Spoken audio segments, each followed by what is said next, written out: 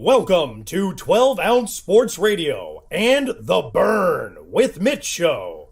Here's your host, Mitch Bernstein. And a good evening, everybody. Welcome to The Burn with Mitch on 12 Ounce Sports Network. This is your host, Mitch Bernstein, on this Tuesday, March the 2nd. Yes, it's already March. How about that? This is great. Because spring is only, 18 days away. We already have spring training started. That is a great thing for us baseball fans. We are excited. And we just found out in Philadelphia today that they will be letting in 8,800 fans to the ballpark. And that means on Friday, March the 12th at 10 o'clock, I will be on a phone trying to get tickets for opening day. It will be my first opening day that I could get to because I won't be working. And that's what I'm going to try and do. Try and get to that ballpark. So it is baseball season. Hence, we have an all baseball show for you tonight. We have 4 terrific guests that we think will enlighten us, engage us, and make us think about some things, and I'm going to tell you about that in just a second. Of course, in the sports world, we have ongoing NBA and hockey and golf. I've been watching golf because I love watching them play in the sun where I'm not there. It makes me feel just a little bit warmer when I watch these guys play Florida, California. So, and it's fun. There's a lot of good young golfers out there. And it's if you're a golf fan, it's just fun to watch these guys play. So sports world continues. COVID getting a little bit better.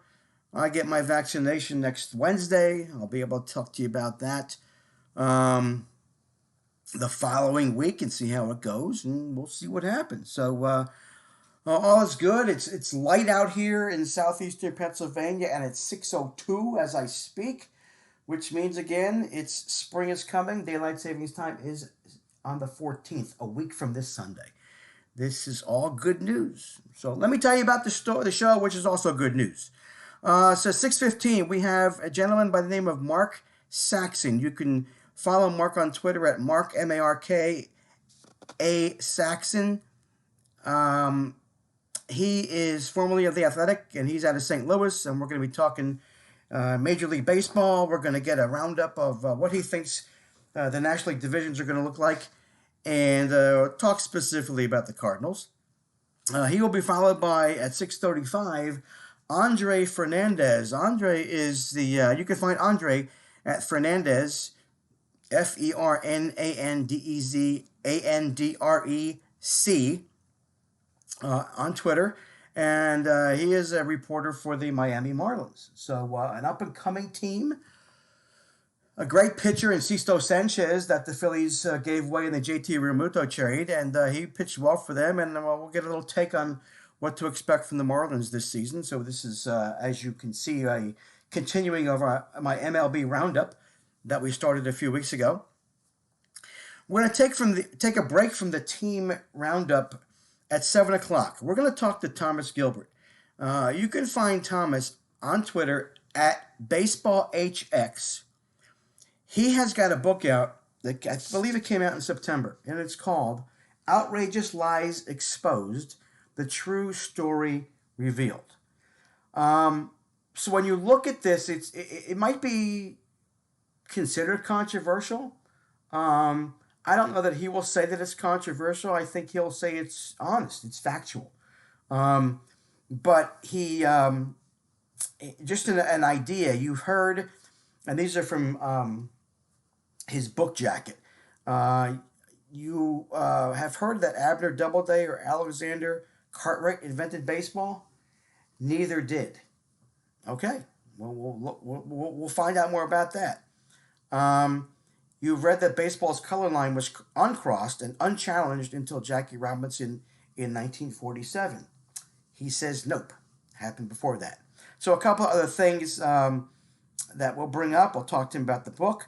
things specifically about baseball that we thought were true but really aren't. So looking forward to talking to Thomas about that. And then followed up at 7:30 by another reporter for baseball, Thomas Harding. You can find him at Harding, HARDING _ MLB, and he's a reporter for the Colorado Rockies. So interesting that we have somebody from St. Louis who is going to be watching Nolan Arenado, and somebody from the Rockies who will be talking about losing Nolan Arenado and how they can, how they think they will survive with and without each of those teams with Arenado. So that's our show for tonight. So stick around. It's going to be some good baseball talk, specific teams, and baseball facts. Shout outs tonight to the Shoeless Joe Museum located in Greenville, South Carolina. It's a nonprofit. It's a museum that is about Shoeless Joe, and is really pushing in some way, shape, or form to make Shoeless Joe a positive piece in the baseball history, not a negative. Michael C. Wallach is the executive director, and we've talked. He's been on the show.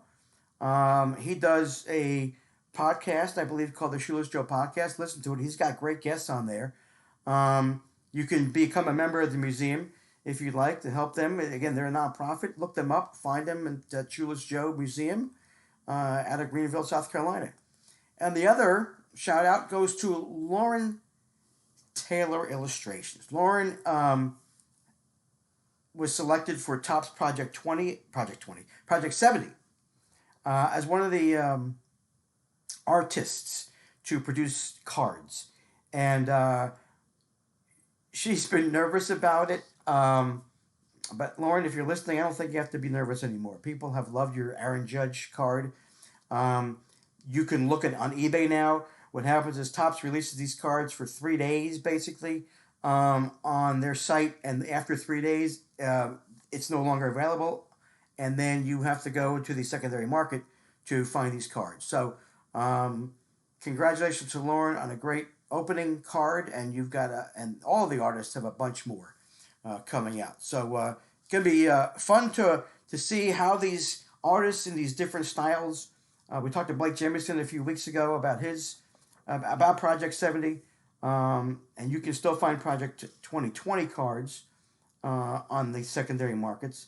But check out Lauren Taylor Illustrations. She does very unique, interesting, and again, I'll say interesting art. And it makes you look a little closer to the things you're looking at, as opposed to just getting a broad view. You have to look a little bit closer to see what she's actually put on these cards and in her images. So it's great stuff. All right, so what we're going to do now is before Mark comes on, we're going to take a quick break, and we'll be back to talk a little bit more baseball, a little bit more NBA before Mark comes in, and we will see you in, we'll see you, you'll hear me, I'll be back in 2 minutes.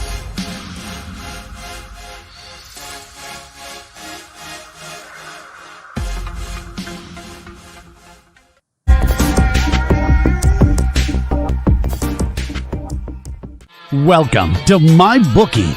You're ready to create an account and start making money, and we're here to help. And remember, you can get a bonus of up to $1,000 on your first deposit. Now you're ready to bet. Just go to mybookie.ag, visit the sportsbook, click on your bet, and input the amount you want to risk or win in the bet slip. Yes, it's that easy. Just remember, at MyBookie, you play, you win, you get paid.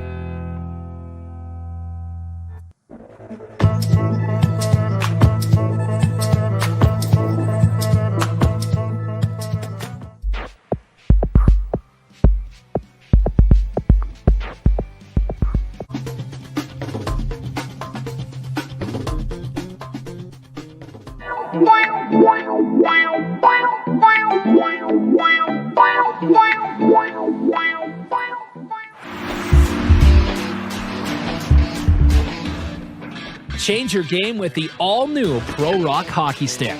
A Canadian company providing a top-of-the-line twig at an affordable price. Pro Rock sticks are extremely lightweight, balanced, and provide the perfect kick point. Get your fully customized stick today at ProRock.com. Play like a Pro Rock.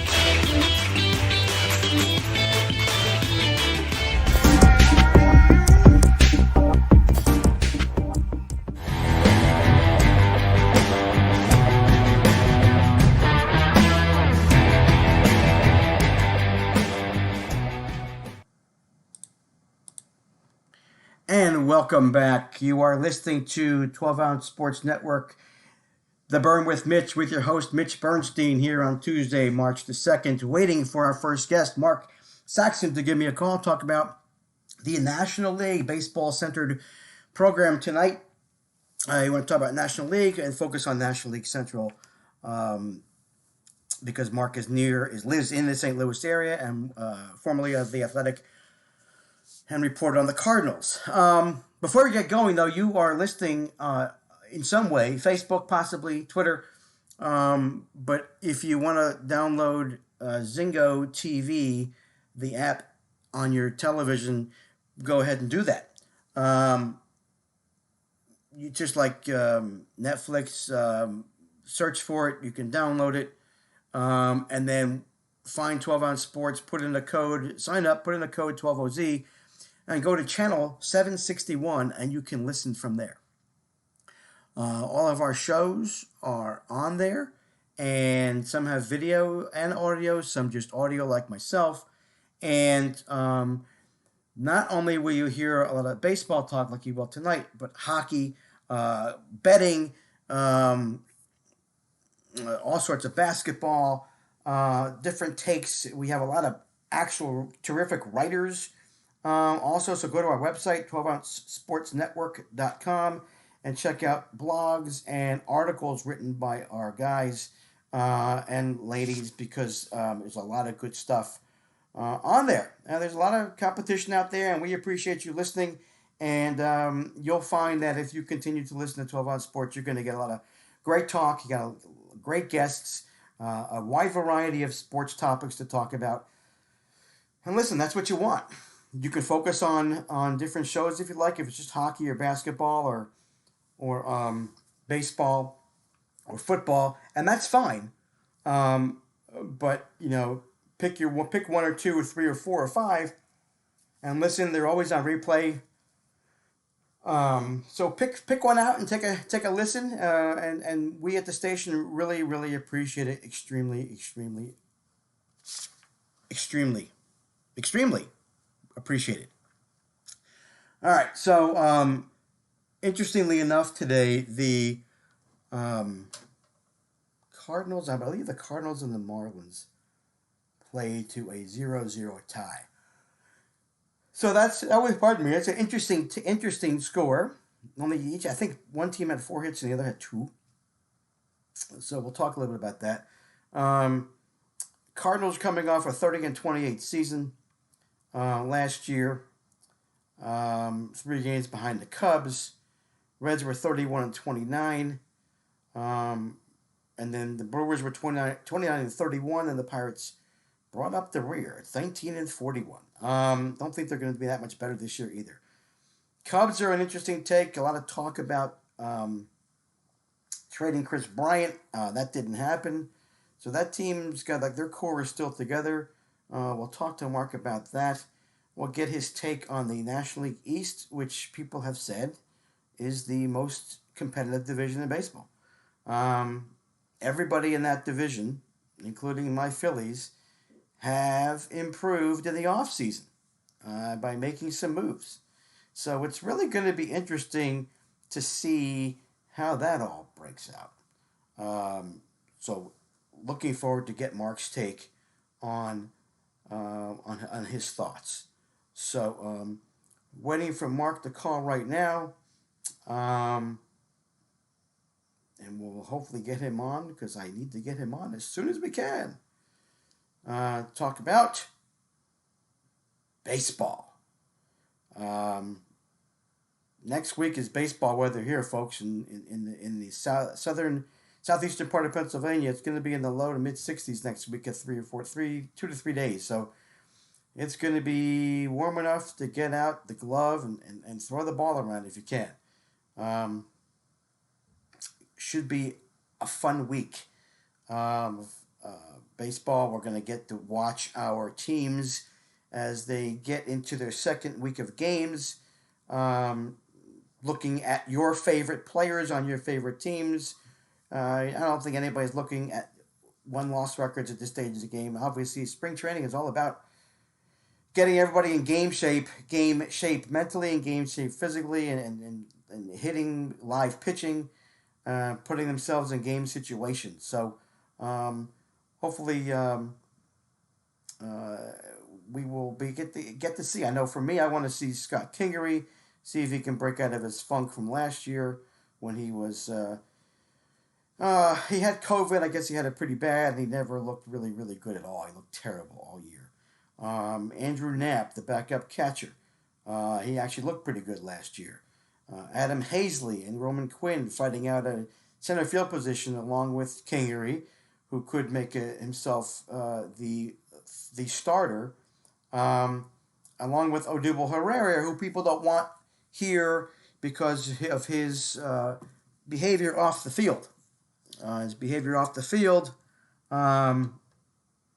With the domestic violence issue, you can think two ways on that. You can think, give him a second chance, and then others can think, no, he was an idiot. We don't want any domestic abuse folks on our team. So, but Joe Girardi, the manager, said, I'm going to give him a shot. See if he can make it. People don't think he will. But they've got to give him a legitimate shot because he's on the 40-man roster, and that's what the union rules say. So that's a quick tidbit on the Phillies. Waiting for Mark Saxon to call. I just messaged him, and hopefully he will be able to give me a call in just a second. He's got the number. He's got everything. So we're ready to go. Hopefully he will be giving me a call real soon. But let's go down as we wait for Mark to call. Let's look at, let's see, I'm going to go to my iPad and see what I can bring up in terms of statistics here that we had from last, or actually a roster.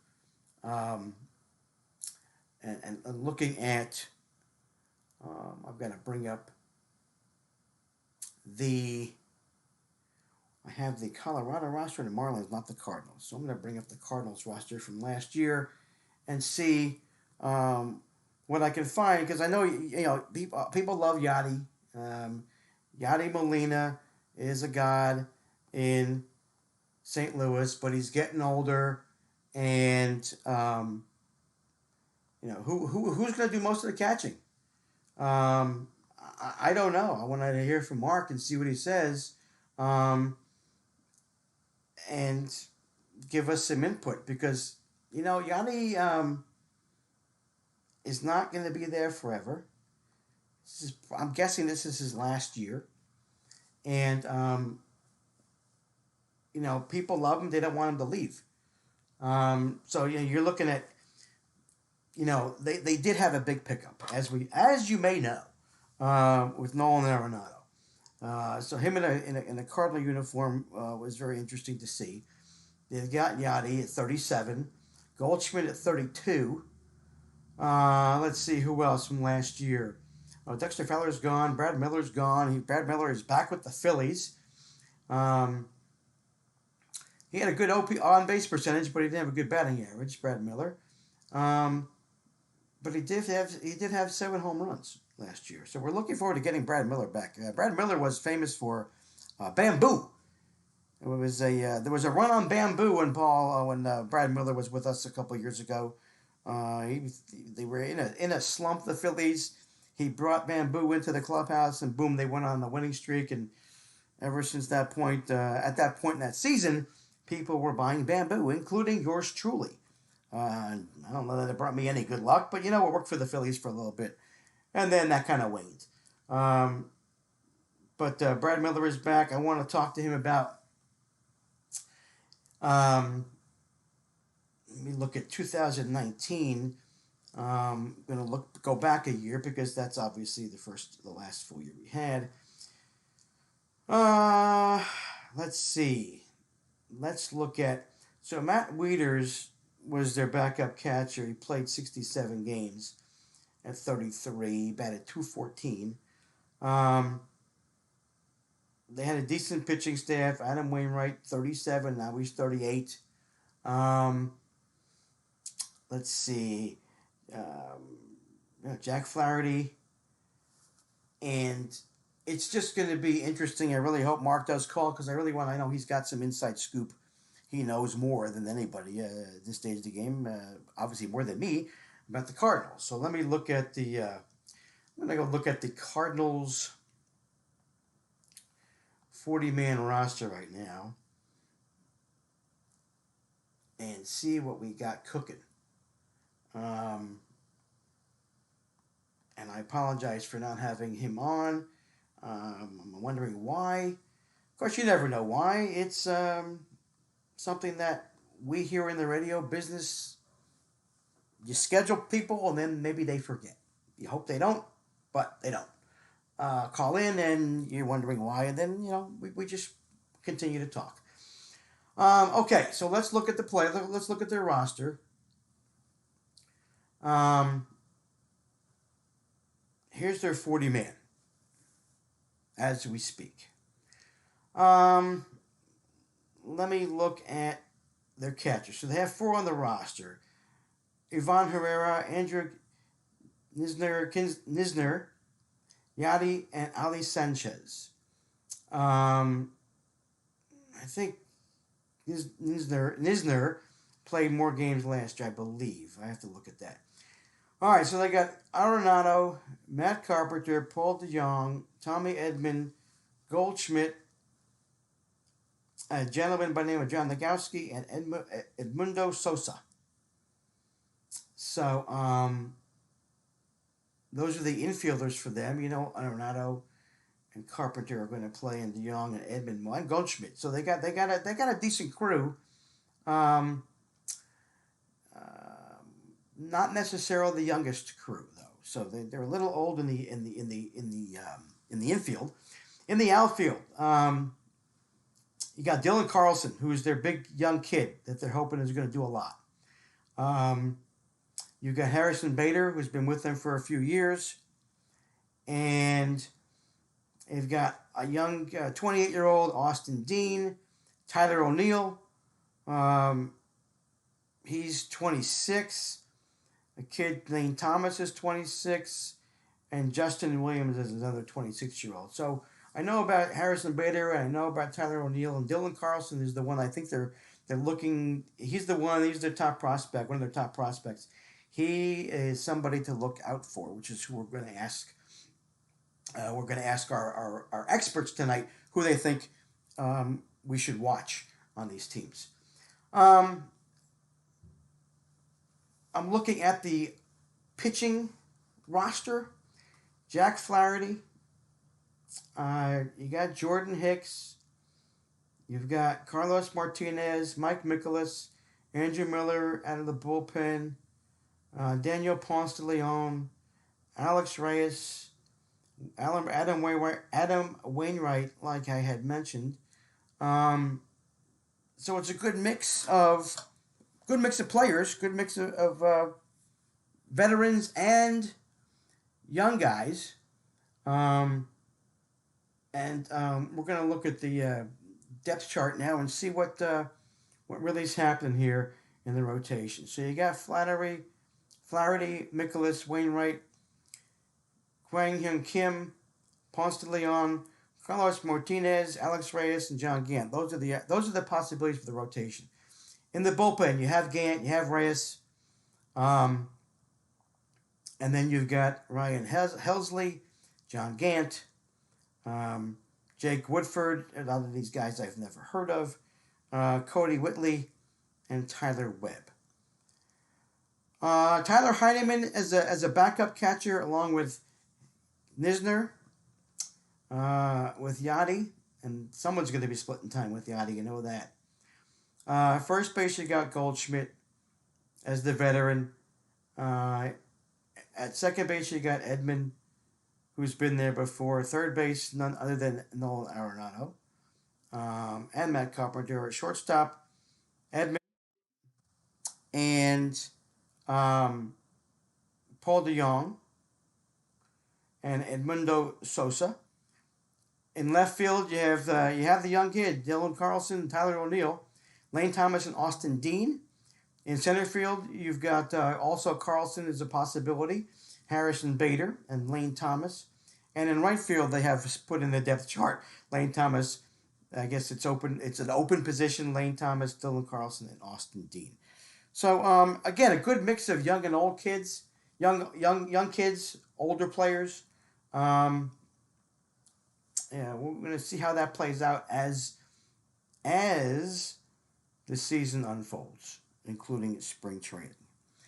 And we're here. You're here listening to me. This is Mitch Bernstein, hoping to have Mark Saxon on. Unfortunately, Mark is, I guess, not joining us today. We hoped he would. I was hoping he would. Unfortunately, he hasn't called in yet, so I'm guessing he won't be with us. And then Andre Fernandez will be giving us a call in just a few minutes, and we're going to talk about the Marlins. Actually, I'm going to see if we can get Andre to call in a couple of minutes and give him some more time. Because why not? So I'm going to contact Andre and tell him we are ready for him to call. Because we want to talk with people who know more than I do.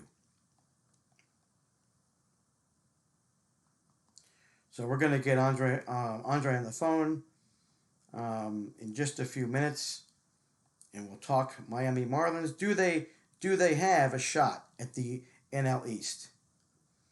We will see. In a 60-game season, yes. Do they have it for 162? We'll see what he says. It looks like, looking at their roster, they've got some pitching, they've got some hitting, and like I said in the intro, this is a division that is competitive. You know, the Phillies got better by bringing in Archie Bradley and signing JT and signing Didi back again.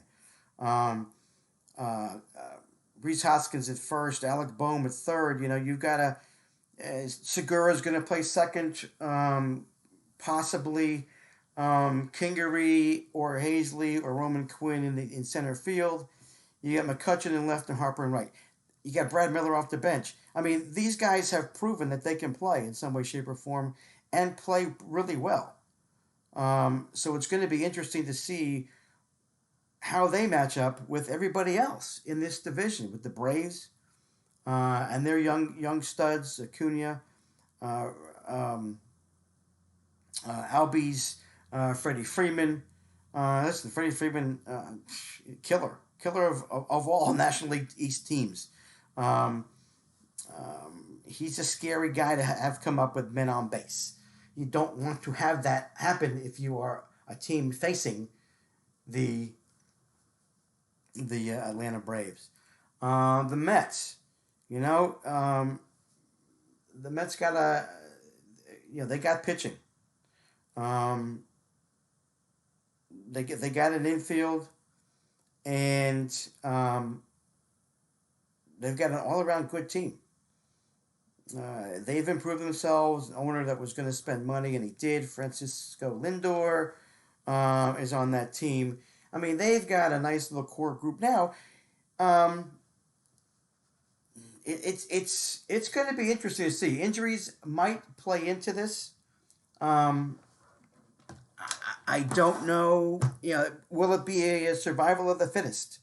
We'll see. It could be if teams start getting hurt. what's going to happen? You got to have backups. The Nationals, they got a hell of a pitching staff. They got one of the best teams in all of players in all of baseball. In Juan Soto, they've got a pitching staff that if they stay healthy, and they haven't in the last several years, they can dominate anybody and everybody. So it's going to be an interesting division to watch. The most competitive. Phillies last year, 28-32. The addition of and the ongoing the ability to keep JT and Didi in that infield, even though they were horrid defensively, they have, if they all have good years, it could be a 3-team, even a 4-team fight for that division. So it's going to be competitive. Now you look at the Central, Cubs pitching. What are they going to do? Cardinals pitching. What are they going to do? And you got the Reds, you got the Brewers and the Pirates. Forget the Pirates. Brewers have some pieces. The Reds have some pieces. I'm not banking on them this year. I think it's a 2-team race between the Cubs and the Cardinals. Now in the West, it's a 2-team race, and it's a 2-team race. I don't think the Giants have what they need. They have some pieces. They don't have enough.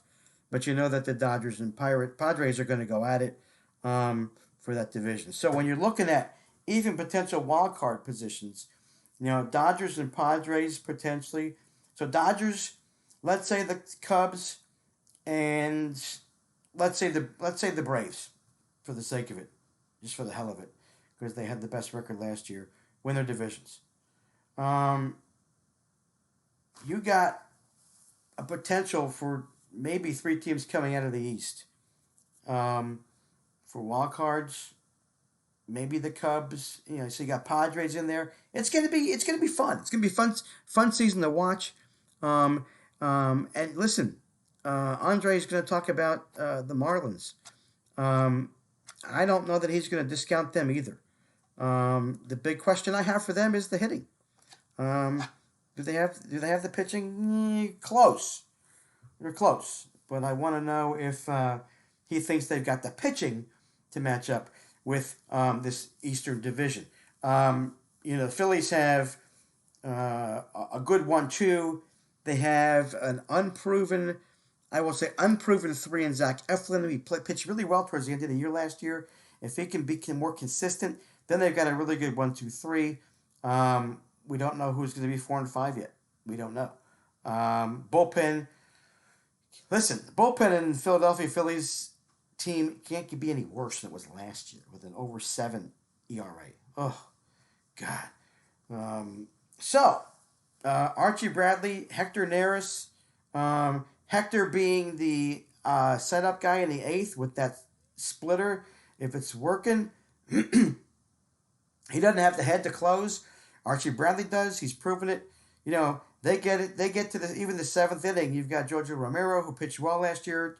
Let up at the end of the year. He didn't pitch as well as a lefty. I mean, they got a bunch of lefty-righty options for the 7th inning. So if they can get to Hector, hopefully in the 8th with a nice little lead, even a 1-run lead, I trust Archie Bradley a hell of a lot more than I trusted Hector Neris ever. So it's going to be fun to watch. My team, the Nationals, the Marlins, the Braves, and the New York Mets in the NL East. It's going to be fun to watch the Dodgers and the Padres. Full season, 162. It's going to be fun. It's going to be great. And I think we have Andre coming on now to talk about the Marlins.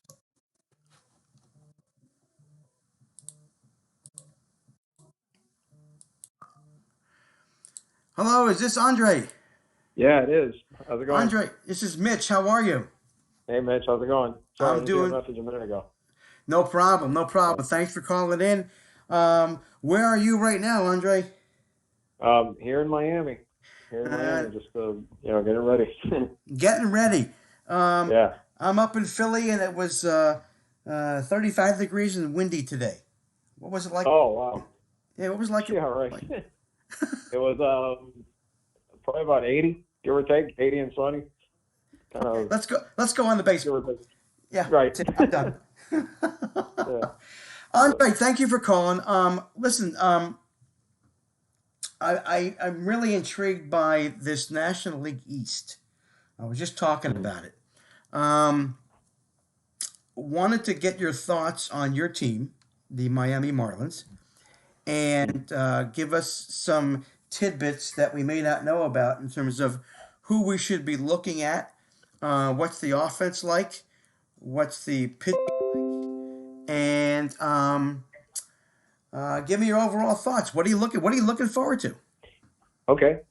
Yeah, the Marlins, I mean, you all saw what they did last season, making it to the playoffs for the first time, and it seems like forever. And so since they won it all in 03, and still overall pretty young team, but they've added a few veterans here and there. I mean, you asked me first about the offense, and I think that's the intriguing part. Is we've been hearing the last couple of years that this team can pitch. They have the starters that between the young kids that are coming up, the guys that have already broken through, but the hitting is still something that even last year was a little suspect at times. They went through some dry spells when it came to scoring, and in this division, to even keep up a little bit, they're going to have to score. So you look at the veteran coming back, I would say in that lineup, the two veterans coming back would be Brian Anderson at third base. Mm-hmm. They re-signed Jesus Aguilar, so he'll be at primarily the first baseman. So those are the two returning big bats. But I would say beyond that, it's still young overall. The outfield, too, has they're hoping for a little more from Corey Dickerson in left field than they got overall last year. And Starling Marte will be back in center. Adam Duvall is the big signing of the offseason that they brought into play in right field. And I know Duvall is a veteran now, but they're hopeful that Duvall can replicate a little bit of what he had last year, and where I think he had about 16 home runs in the shortened season, which was a pretty good clip considering the shorter season. But then again, look at the lineup he was in last year compared to the lineup. It's not going to be the same kind of. He's not going to be as protected in that lineup as he was last year as he will be this year. But they're hopeful that he can add some pop there, some power in the middle of that order. But those are the main guys. But the question marks, obviously, they're still young in a few spots. Mm-hmm. Mainly behind the plate, Jorge Alfaro has been the guy that he's got a lot of power, got a lot of potential as well. But they're hopeful that he can cut down on his strikeout rate. That's been a little bit alarming, So still kind of the jury out on him. And then at second base, the big competition between Jazz Chisholm, who's still a rookie technically, came up last year, showing a lot of flash with the glove, but still waiting for that from the bat. He had a home run ready to start spring training, so that's a nice little sign for them. And he's in a battle with Isan Diaz, who pretty much missed all of last season, another young kid on the rise. And Miguel Rojas, obviously, I forgot about him, the captain of the team at shortstop. He's not signed long term, but he's obviously a valuable piece that's going to keep things together in that lineup and keep producing for them for now.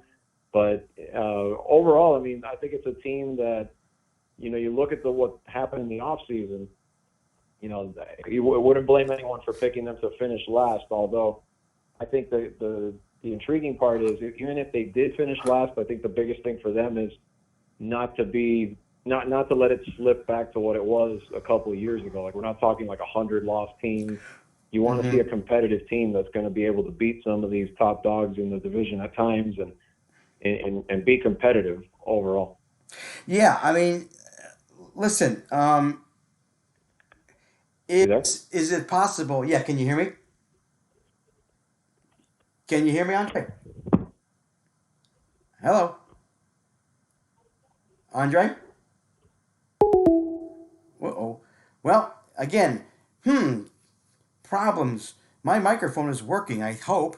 I'm hoping people can hear me. I'm going to have him give me a call back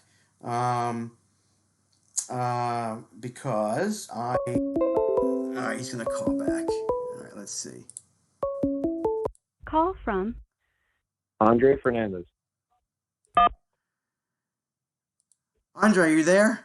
Hey, Miss, you lost me. Where did you lose me at? Which point? You had just about finished, which is fine. Which is fine. Oh, okay. Yeah, I was asking you with this division through a 60-game season. They got to the playoffs. Oh my gosh. Right. What do they have to do to get through the entire season? I mean, who has to step up? I mean, I know. Listen, you got Alfaro from the Phillies.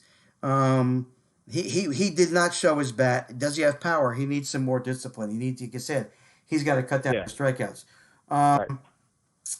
You've got a bunch of young guys. Jazz Chisholm is you mentioned the name. You've got your so let's go. Let's take it by position. So the infield, who do you think the starters are? Who are the starters again? Well, the starters, Alfaro's going to go in looking like he'll be the starter behind the plate. But like you said, it's a question mark right now in terms of like the long term. What are they going to get out of him? Is he going to really be that guy that they're hopeful for? Because again, plate discipline, like you mentioned, has been an issue. At third, it's still Brian Anderson. At shortstop, it's still Miguel Rojas. And then second base, like I said, there's that battle right now. But if I had to guess, I would say Chisholm has the upper hand. Just because he's shown a lot and the upside is really there. It's just a matter of the bat. I think defensively he's already shown that he can be, a pretty good one for a long time. I mean, he's eventually going to be their shortstop. I think once Rojas, once whatever happens with Rojas, whether he stays beyond this year or maybe in 2 years, the long-term plan with him is to put him at short. But for now, second base is looking like his way to break through there. And then at first, Aguilar is going to get the bulk of the work. Not bringing back the DH kind of hurt him a little bit because they were hoping to kind of split more time between him and Garrett Cooper. Right. But now they're going to have to figure out a way to get at bats for both of them by putting Coop a little bit at first, but also Coop is going to play some right field, which is also where they have Duvall. So he's kind of going to be moving around a lot, be caught in kind of like that in-between role, platooning a little bit with each guy on that side. And then Marte's in center and Dickerson is in left. So that's how it rounds out. Yeah, we had Corey here in Philly for a little bit. I mean, role player type thing off the bench. He did okay. But yeah. As a regular left fielder, he's got to, and he's a veteran, right? He's got to step up. I mean, listen, so you're looking at, you need offense.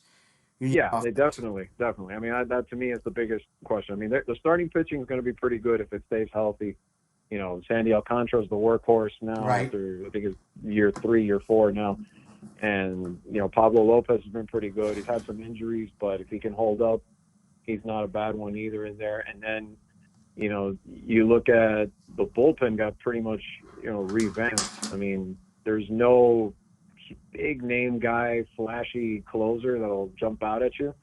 But they signed a few guys that at least the metrics look like they could be effective if they pitch well. Like Anthony Bass is in the mix for the closer spot. Yimi Garcia was one of their setup guys last year. Pitched really well, so he's back in that mix too. So overall, I think the pitching looks like it's still going to be, if you can call it, I guess, like the strength, especially the starting pitching. But the question marks are, can the bullpen hold up, and especially, can they produce? Because, when you look at the offseason, what the Mets did to bring in, the guys that they brought in, Atlanta's still Atlanta. The Phillies locked up JT, and obviously you still have, bats there as well. And Washington with Soto, and then the young, a few young, they still have the veteran arms there too. So, again, it's a stacked division against them where you could look at a team that could be even, let's say things break well for them. And they're pushing close to a 500 record and could still finish dead last just because the rest of the division is so good. Yeah, and that's the way it is. I mean, listen, I think the folks in Atlanta are I think the Mets fans are ecstatic. But what happened? We lost them again. Oh my goodness. What's going on? It's just truly amazing sometimes when you want things to go right, they just don't go right. All right, let's try this again. Hey, I'm back. Sorry. So where did I leave off that time? The division as a whole.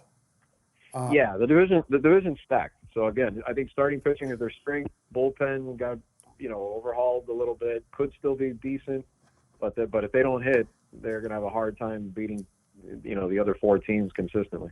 Except for my Philadelphia Phillies, who can't beat the Marlins. If you laid them down and they laid down in the field, they still wouldn't score. True. That's the inexplicable. They have their number for some reason. Oh But realistically, though, like overall, you got to see the offense come around, and they'll do things too. Like last year, the speed game was important for them. Scratch out here, extend the base here. Get some stolen bases. The running game was better than it had been in a few years.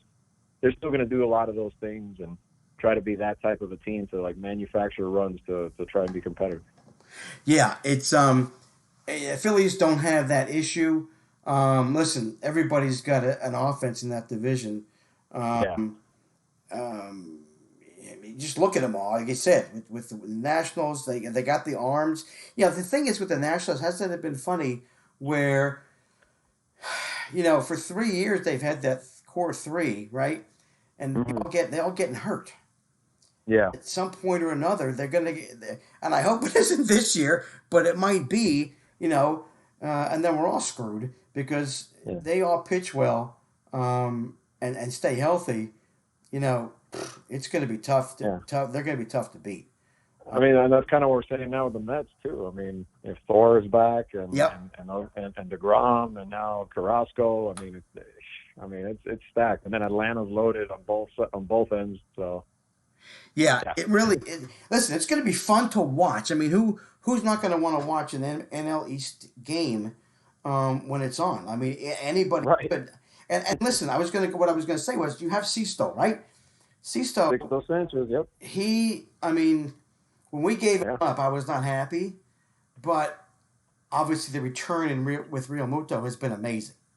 Right. So you can't fault that. The trade worked out for both teams. Happy. Right. And Sisto's got an upside that is just crazy. Well, that's the intriguing thing too with the starting rotation is, like I mentioned, Alcantara and I mentioned Lopez. And there's a battle for the fifth spot, but right in the middle of it, it's like there's a spot waiting for Sixto to take it and run with it. Picking up where he left off last year. So if he can do that, that'd be huge. Yeah. Yeah, I mean it's scary. I mean, people love pitching. Pitching will win games. You can shut down your hitters as long as you can score. That's going to be the Marlins' problem, from what I'm hearing from you. Right. Exactly.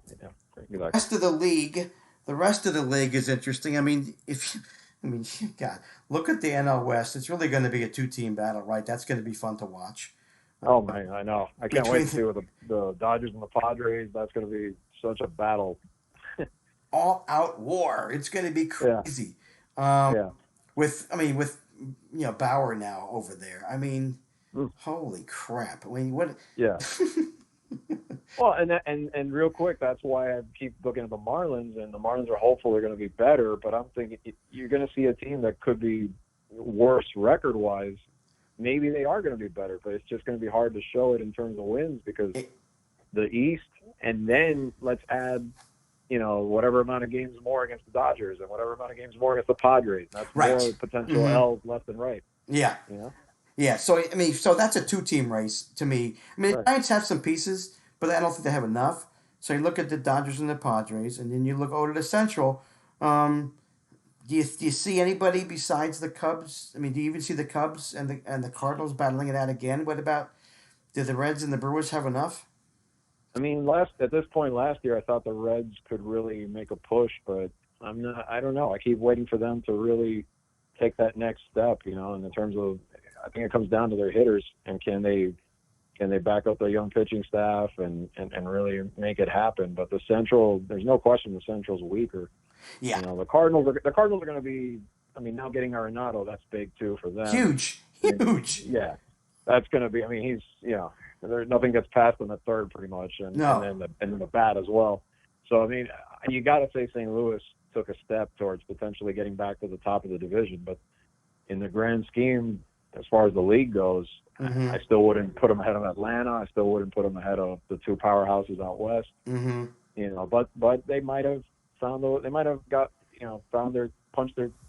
not punched their ticket, but, you know, might have found a way back at least into the postseason. Yeah. Potentially, if all breaks right. Yeah, I mean, obviously, I think for them more than anything else, they can hit, but pitching. Yeah. Right. Pitching, they got to, you know, their pitchers have gotten older. They got Flaherty still. Right. But Wainwright, you know, he's getting older. Right. So it's going to be really interesting come playoff time.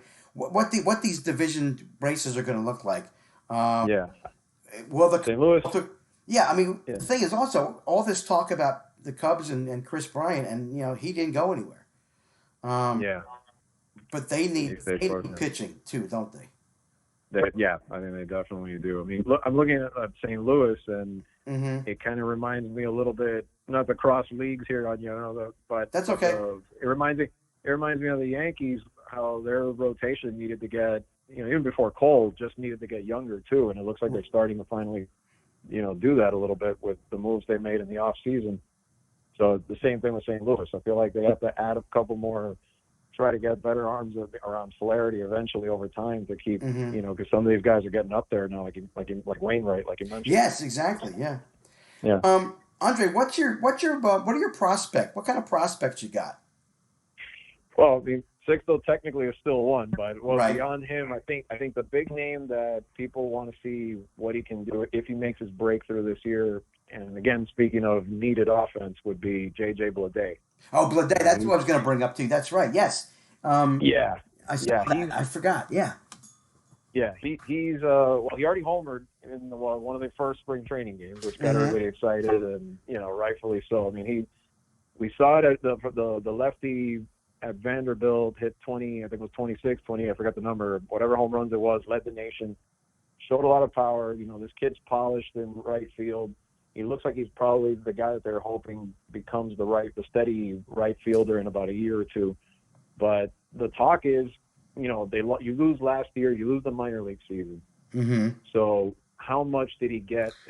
You know, the word was he did well in Jupiter at the alternate site and all that, but you know how that is. You don't, you have to, you know, until you show it against other competition to truly get a gauge, even if it's a AA or whatever, you lose that whole year. They want to see if he can continue to progress this year toward maybe making the jump maybe late in the season this year and kind of get a glimpse of that. So he's the big bat that I think a lot of people want to see. But beyond him, Edward Cabrera is another guy, right-handed pitcher, very similar to Sixto, and potentially with an even better changeup from what people, you know, talk about with him. The problem with him has been injuries. He got hurt again now at the start of spring.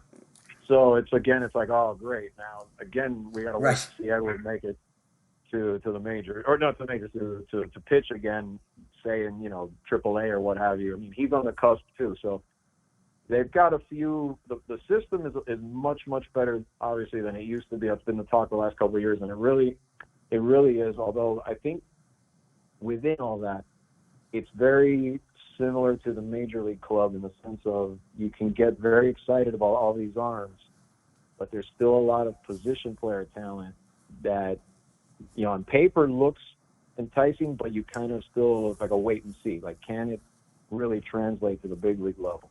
Right. And once they get there, like, you know, your Monte Harrison, for example, 5-tool guy. He's got all the measurables and everything. But he came up last year and he was striking out like at a 50-some% rate. I mean, that was, and he, you know, basically by the end of the postseason, he was basically just a pinch runner for them, using his speed. Now he comes up this year. He's in a battle for outfield reps to try and get an outfield spot.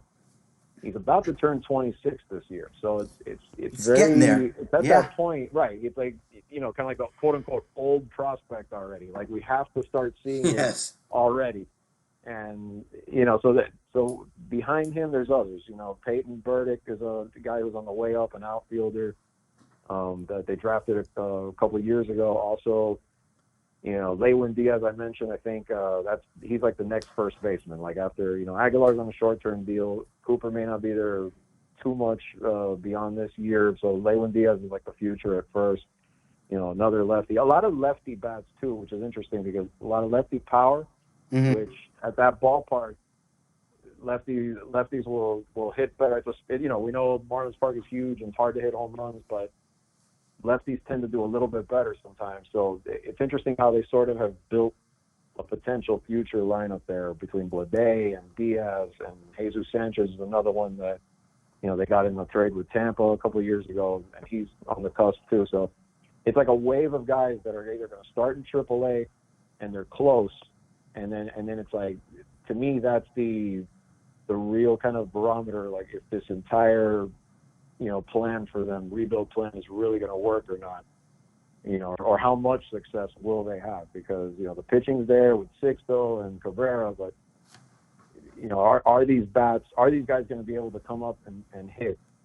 Because they still haven't had, it's like you look at their system and you still don't see an Acuna or a Soto, the phenom, that. Yes, phenom you want a guy. phenom. You just look at them and say, okay, that guy is going to be ridiculous. But they're solid. They potentially could have good futures, but it remains to be seen. Yeah. All right, so what is your prediction? Last question. What are you thinking? Again, I think you're not gonna see the improvement in wins and losses. I think this team, it's just too hard of a division. If I said optimistically, I'd say maybe in the 70-ish range in terms of wins, because they will battle. They'll squeak out wins they're not supposed to here and there. But again, it's just such a stacked deck right now, and they're still developing a lot of those guys we talked about. So, but I think they'll be competitive. I think, as long as there's no injuries, and obviously, we're still dealing with COVID, and God, did they ever go through it last year with what happened. So, if all those factors are okay and in general, and they can come out of it and stay pretty steady, I think they're in the 70-75 win range, something like that. But the biggest thing is if they can do that and just not take a major step back where you're back to what they were 2 years ago, losing 105, and things are looking terrible and they're not competitive. That would be the alarming, really the alarming thing for them. Right. So the key is to stay competitive. Marlins need to stay competitive, and then they work from there. Yeah, again, I think next year they get a little bit closer, but I think in the grand scheme of things, it's a little concerning. Well, not a little concerning, very concerning that you see these powerhouse teams doing what they're doing, and they're not going anywhere. Right. The Mets look like they finally have some leadership there that's invested. We'll see. Atlanta, we know Atlanta's not going anywhere. And all these are high payroll teams, Phillies, Nationals, all of them. They could, if they make smart moves, they can turn things around and they have more resources overall than the Marlins do right now. So the Marlins have to be, they're never going to be the rich team. They're always going to have to be as smart as a team like the Rays or something like that. Make those smart moves, those smart decisions, and get the most bang for your buck. So we'll see. All right, Andre, thank you very much for calling. I appreciate your analysis. I wish you luck with down there, and continue to stay safe. And maybe we'll catch you during the season, and we'll do a little follow-up. Well, I appreciate it, Mitch. Thanks for having me on. And, you're welcome. Again, here when you need me, let me know. I will. Thank you very much. Take care. You too. Bye. Bye. All right. Thank you to Andre for that roundup of the Marlins. And now Thomas Gilbert is going to join us. Thomas wrote a book, How Baseball Happened, Outrageous Lies Exposed, The True Story Revealed.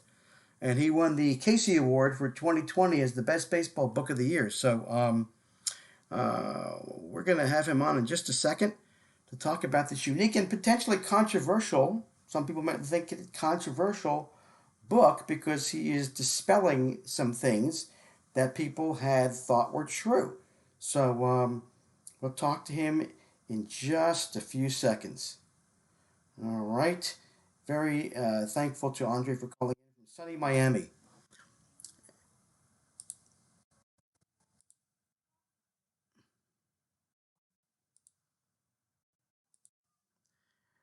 Good evening, Tom. How are you? This is Mitch. Welcome to the show. Hi, Mitch. Thanks. Do I sound all right? You sound really, really good. Good. Appreciate you taking some time to be with us this evening and talk My about pleasure. talk about your book.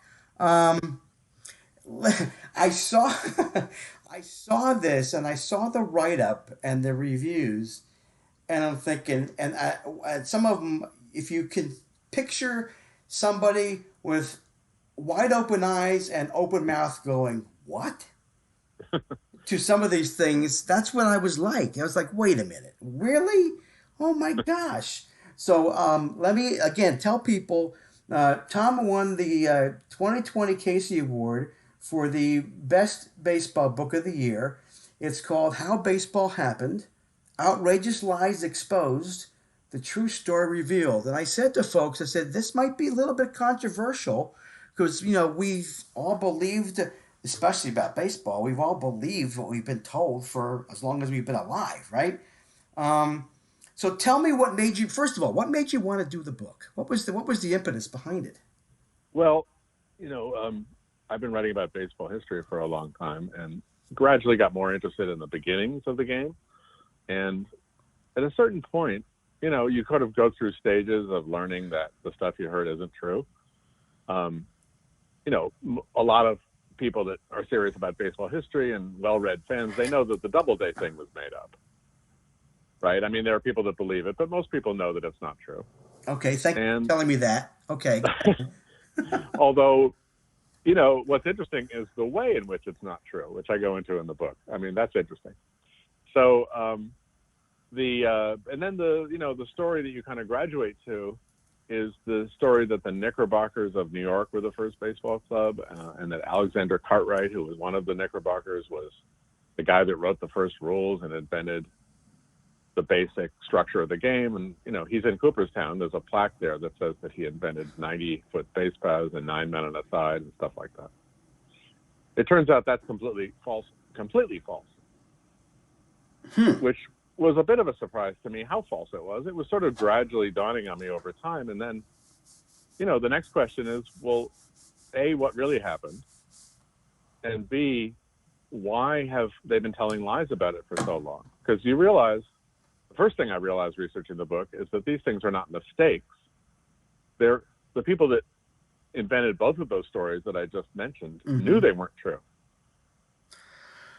So they put this information out there as fact, and Right. through the years, these were the only quote facts that were making the rounds, if you will. That these were were the most visible.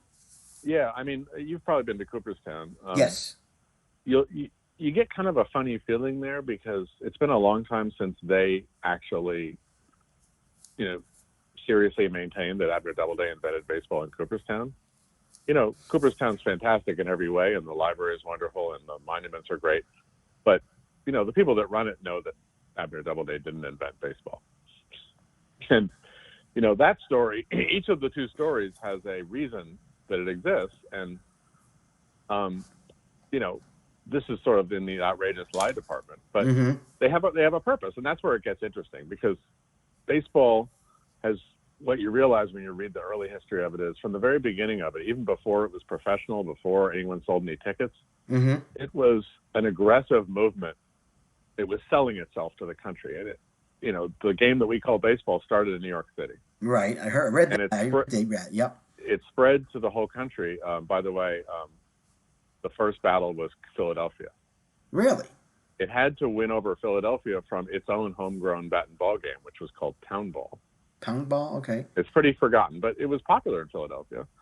And then other parts of the country had their own bat and ball games. And baseball, it didn't, I was always under the general impression that it spread the way things spread, like gradually moved outward from New York.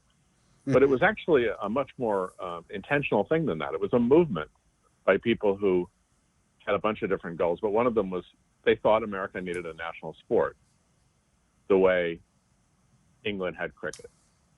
Okay. And they thought it would unify a country which was very fragmented, and it had a kind of serious patriotic purpose. And well, the amazing thing, one of the things my book, like you said, has a lot of surprises in it. It was surprising to me to do the research. And one of the things that people never think about, even people who read about early baseball history, is just how quickly it happened. Like in the mid-1850s, baseball is being played there's a letter that the president of the New York Gothams writes to the newspapers in 1854 bragging that over 90 people are playing baseball. Okay. Yeah, he's bragging about it. Right. We have 3 clubs with 90 people playing. Well, 15 years later, 1869, it's called the national pastime, and people are playing it everywhere. California, New Orleans, Wisconsin, Florida, everywhere. And that's pretty amazing, especially considering that they took 5 years out to fight the Civil War. Yeah. That is interesting. Yeah. So it spread in a way that no one's told the story before, and that's really the main story that I'm telling is really how did it happen? How did a game played by maybe 100 people in Lower Manhattan very, very quickly become our first national sport?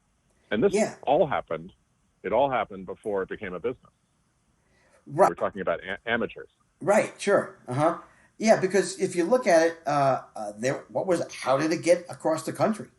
How did that happen? They weren't popping on flights. They weren't hopping on airplanes and saying, "Hey, come check this. Let's go play a game."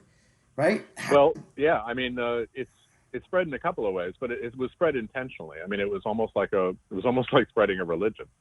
Like the people in Philadelphia were playing town ball, which no one remembers. The people in Boston were playing another bat and ball game. It was usually called the Massachusetts game that no one remembers. But it was just a fun thing that adults would do now and then. And it was mostly, it was a children's game that guys would get together and play once in a while. And they reached various stages of development. But the stage that only the New York game reached was deciding it wanted to be the national sport. That was the big step. Okay. And in 1858, there was the second convention of New York City ball clubs, and including Brooklyn, which was a separate city. And I can't remember exactly how many clubs went to it, something like 27, but all but one were from New York City or Brooklyn, when the other one was from northern New Jersey. Okay. And they formed an organization called the National Association of Baseball Players, which is the beginning of organized baseball. And, that doesn't strike you as being ironic from the point of view of now, but from the point of view of then, it was outrageous, right? It was a sport that was only played in a very small area. And they're saying we're a national association. Yeah. And none of the other games called themselves national, and none of the other games intentionally tried to spread, convert people. Right.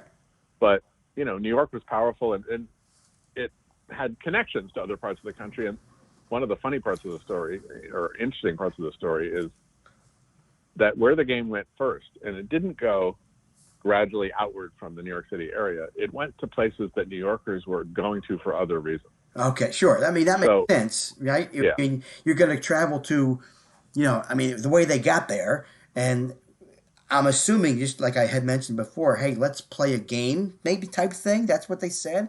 And then they went out to their friends and family and said, hey, let's play a game. Is that kind of the way it morphed? Yeah, and I mean, you have to think of it as almost like a movement. So a bunch of New Yorkers go to California for the gold rush and basically found the city of San Francisco. And part of their culture was to form adult baseball clubs. This was something that most people in the country were not doing, forming adult sports clubs. I mean, it sounds weird, but in the middle of the 19th century, Americans were famous for their complete lack of interest in sports. Okay. The only ones we were interested in were the ones we were betting on. Okay. Even back then, yes. Yeah, I mean, it was a different America, and that was part of the fun of the book, because it's a trip to a foreign country. And what I kept finding was, when you really got to know these people and got to know the world they lived in, suddenly you realize, well, that's where the answer is to all these sports historical questions. Why are there fans?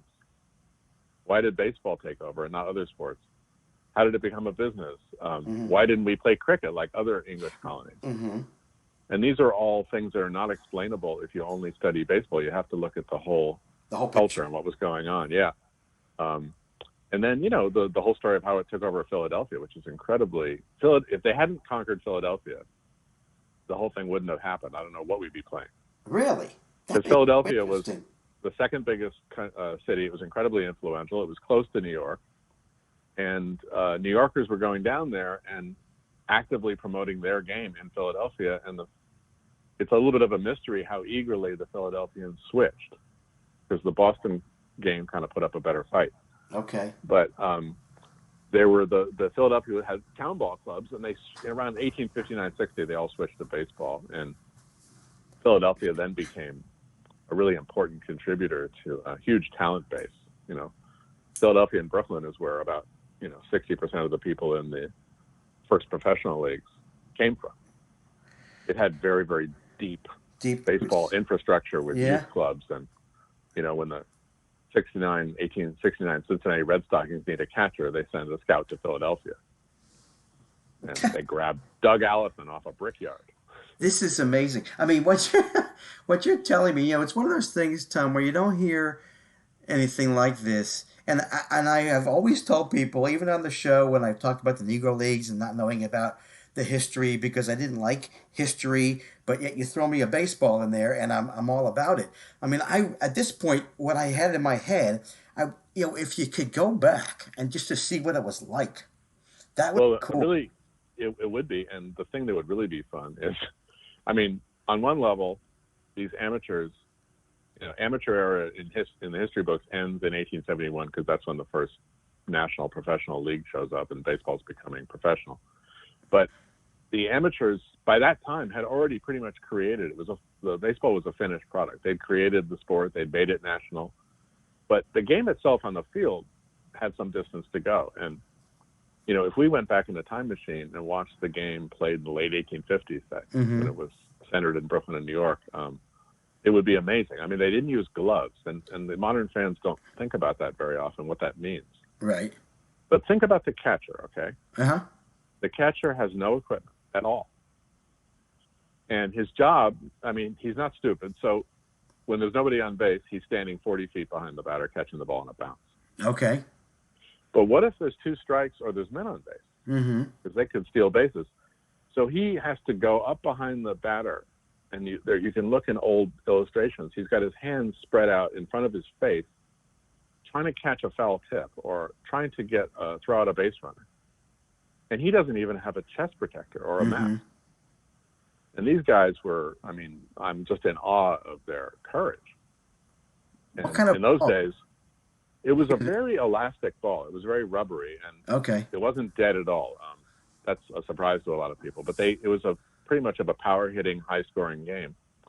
And here's another really interesting part of the story from a modern fan's point of view. At the beginning of the amateur era, the pitcher was an everyday player. A pitcher would play every inning, just like a second baseman. And part of the reason that they had that kind of stamina was they weren't throwing very hard. They were throwing dead underhand. Okay. And the way to imagine it is the way you'd pitch a horseshoe. Right. The rules actually said you couldn't snap your wrist, and you had to keep your arm directly perpendicular to the ground. So you're just, how fast could you pitch a ball like that? Maybe 40 miles an hour if you really got into it. But what happened was, and there was no strike zone because you didn't need one, because the pitchers were kind of on their honor to put the ball over the plate, and the batter there's no reason not to swing if you got a fat pitch. That all changed because of one person who has a whole chapter in my book, and his name is Jim Creighton. He was a kid from Brooklyn. And he somehow, and we don't know exactly how, figured out how to throw the ball much, much harder, and possibly with a curveball type spin. Ooh. And we only have written descriptions of what he was doing, and we can only see the results, which were that he was unhittable. And I suspect it was something like what a modern fast pitch softball pitcher is doing. And it may have broken the rules, it may not have, but the people couldn't see the illegality if there was one. Gotcha. And there's, the other little clue was that you were, in those days, you were allowed to run up to a pitcher's line, and he only took one stride like a modern pitcher, which to me suggests he was throwing a breaking pitch. But people describe it as coming out of nowhere, out of the ground, and then rising up to their shoulders, and they couldn't hit it. And, if you imagine being in the situation of those batters, say it's 1860, and you're used to a guy serving the ball over the plate about 40, 50 max, And now you're facing, a college underhand softball pitcher. Mm-hmm. And you can't even touch the ball. You can't see it, yeah. So what do you do in the absence of a strike zone? And I think it won't take you very long to get the answer because what they did was they didn't swing. They couldn't hit it, and nobody's calling strikes. So they waited for the pitcher to get tired or make a mistake. And we have pitch counts for some of Jim Creighton's games. Really? 89 pitches in an inning. 350 in a game. Yeah. And that would everybody work now. No, and everyone realized that this was boring. It was insane. It was Right. during the game. And in fact, it led to Creighton's death. But I won't spoil that story. But wow. That's it. So, You're making me get. I gotta get. I mean, listen. As much as I would love to try and read books before people come on, now I'm so damn intrigued. I got to get this damn book. Well, yeah. Thank you. And yeah, no, I'm gonna get it. There's a surprise on every page. I guarantee you. Wow, that's great. Yeah. The only thing I want to say at the end of the Creighton story is that the strike zone, you can argue, and I do, is basically a reaction to what Creighton was doing. They had to get batters to swing, so they started calling strikes. Mm. And then that led inevitably to balls because pitchers realized, well, I don't have to throw it over the plate. And you could, I think it's about 99% true that the strike zone, which is the absolute most important thing in baseball today, mm-hmm. it's the thing that fighting over the strike zone is the reason why it's interesting to watch baseball on television. Mm-hmm. It's the whole foundation of the game, that this is a reaction to one person's breakthrough of figuring out how to pitch like a modern pitcher. And he's not in the Hall of Fame. No. When did they go to overhand? That happened in the late 19th century gradually, and it had to do with the curveball. People gradually realized that, you could it was more effective to have it break sideways and down. Okay. If Creighton was throwing a curveball, it was one of those underhand risers.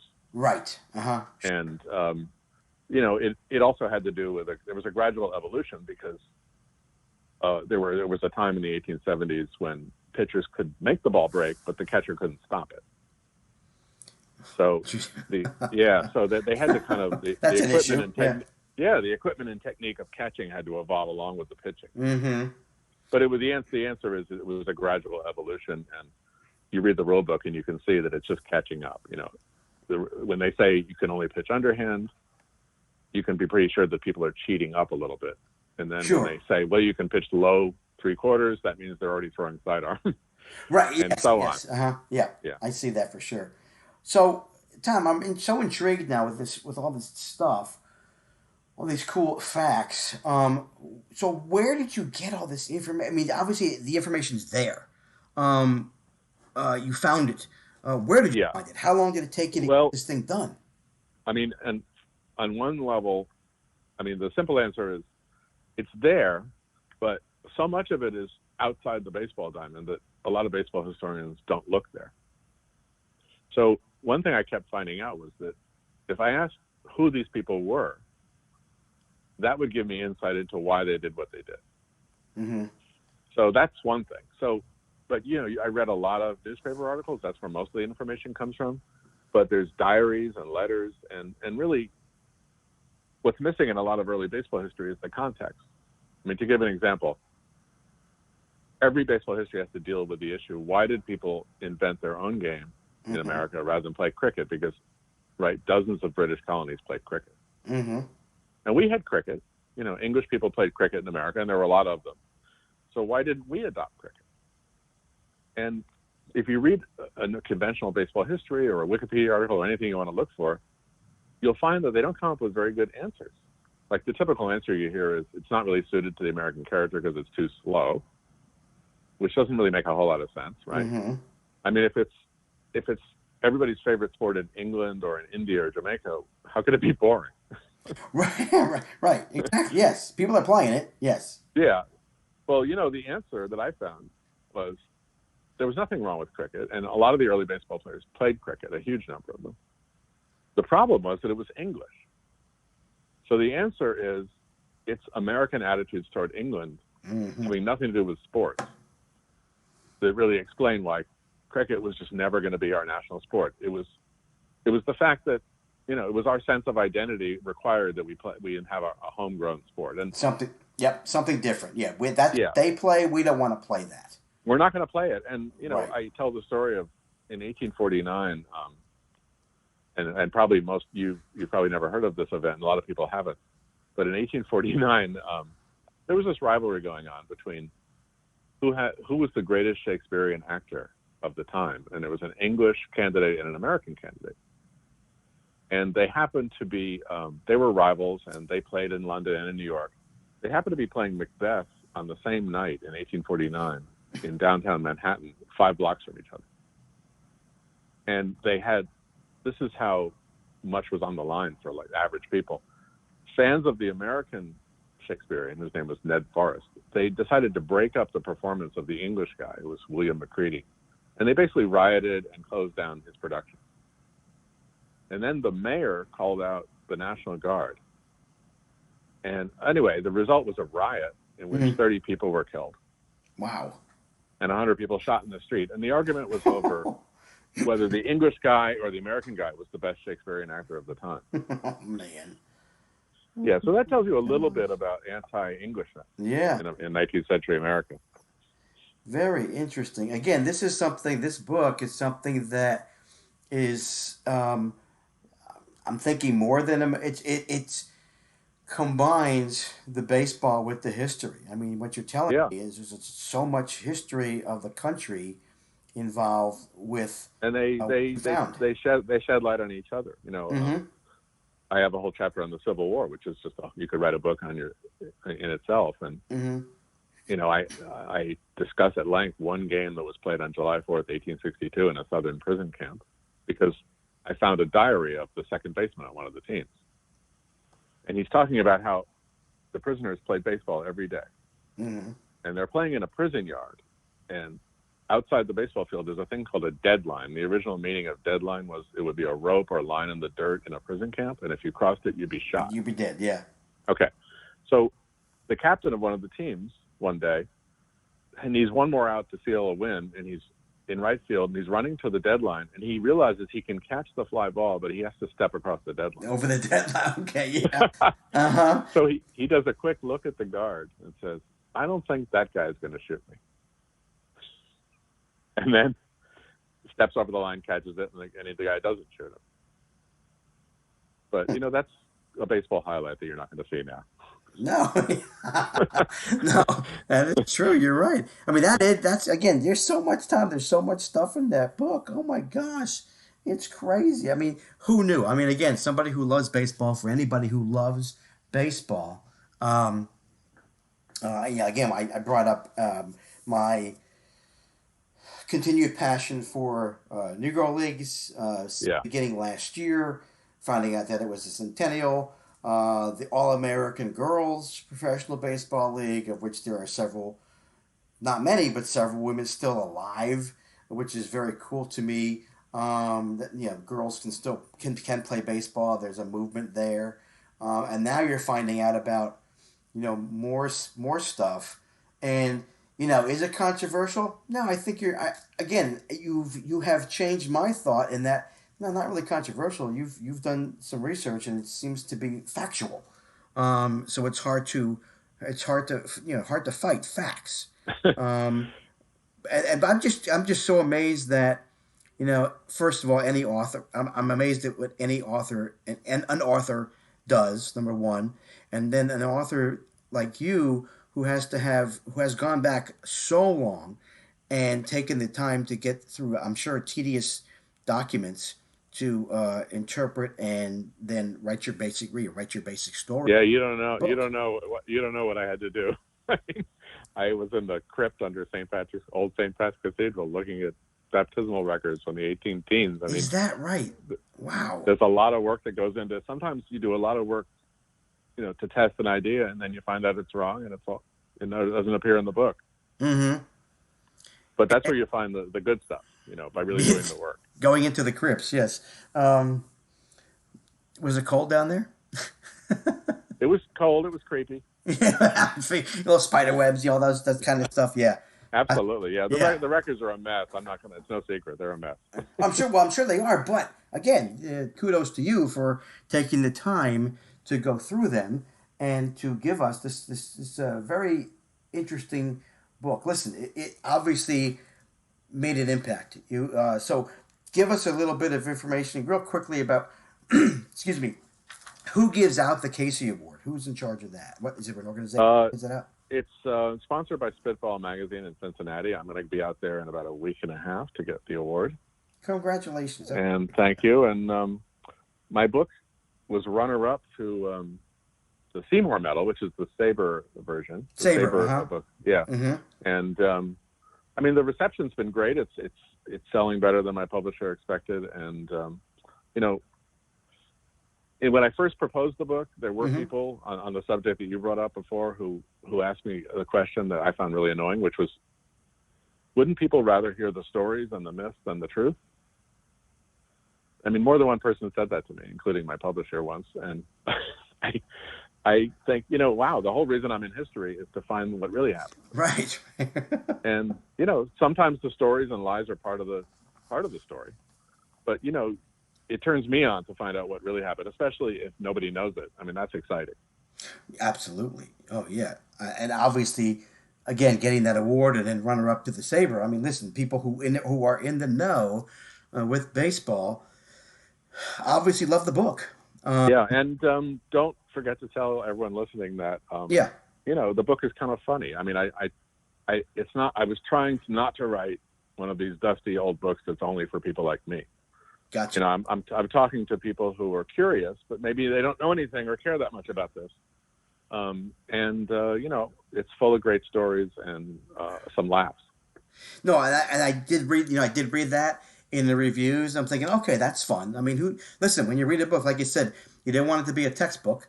You want to like you. And you want tell stories, right? Yeah, and history is important because it affects the present. And yes. So it's fun to tell people, well, you don't know this thing, but this is how it's affecting your life or has affected you. Yeah. That's part of the fun. And with the game of baseball that we all love, listen, who says you can't invent a game? Who says you can't? It can't happen.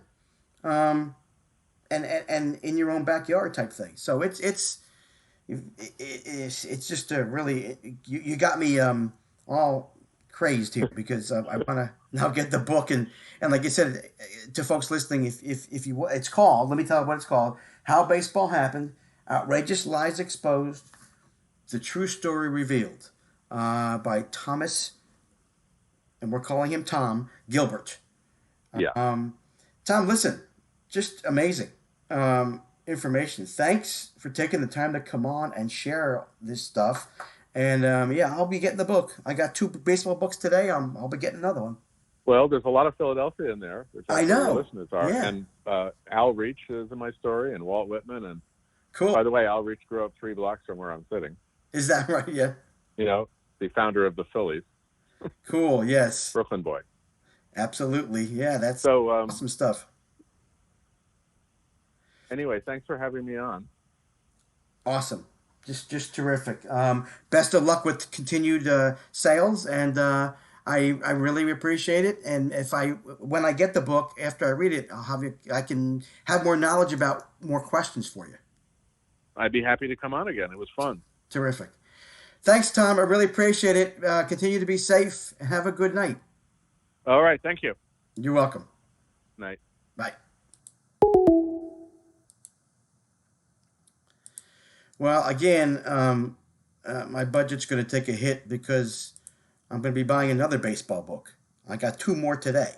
But that's just fantastic, unbelievable, unique, special information that, again, written with a little bit of humor, which is always good. You don't want to read it like a textbook. Stories are fun to listen to. And I'm going to look forward to getting the book by Tom Gilbert. It's an award winner, runner-up Sabre, which is the society that talks about baseball statistics. A lot of very, very intelligent baseball people on Sabre that work in Sabre and volunteer. So it's got some experienced folks behind it. Very cool stuff. Very cool stuff. All right, our last guest tonight is Thomas Harding. He will be talking about the Colorado Rockies, and look forward to have him give us an idea of what he thinks about his team this season. I don't know that he's got a lot to look forward to, but we're going to talk to him and see what he says. He'll be calling us in just a minute, and we'll see. Nolan Arenado gone. Who do we have to look forward to?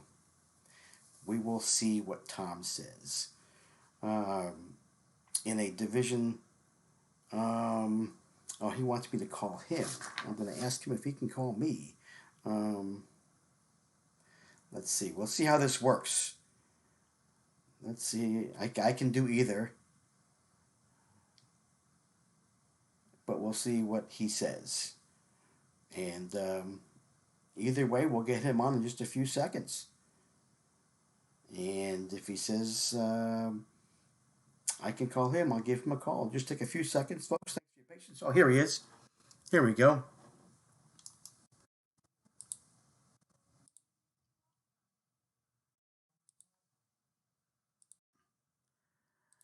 Hello, Thomas. How are you? Hello there.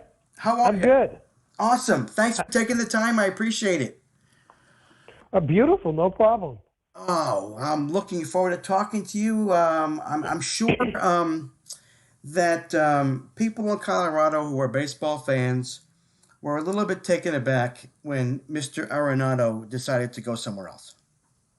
Well, they did trade him, although he wanted out of here. So he did. Yeah, it's kind of a mutual. Well, they signed him to that big contract last year, but didn't make a whole lot of other moves. And I think him sitting there watching teams like the Dodgers and teams like that, he thought that more should have been done. Yeah. So they basically said, okay, we're going to let you go. And trade him. Yeah. Yeah, exactly. And this actually happened last off season. So this has been brewing for about a year. Okay. Makes the Cardinals a lot stronger. How do you feel about your team this season?